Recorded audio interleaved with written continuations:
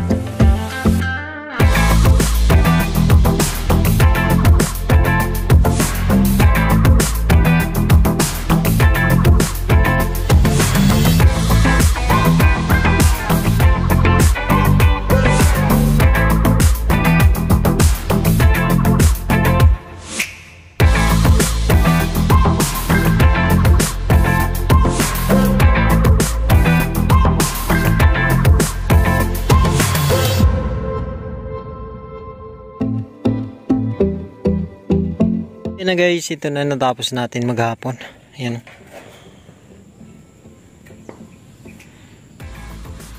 Pwede nang higaan. Halos kalahati na guys. Yan. Tatapusin ko lang yung dalawa na yan. Tapos uwi na tayo. Madilim na yan. Let's go guys.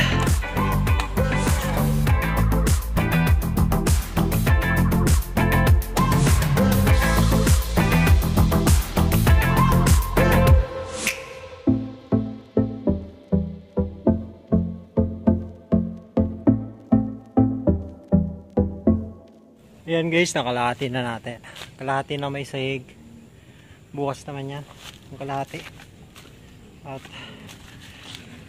alas 5 na eh. Ayan. Lilipit muna tayo mga gamit.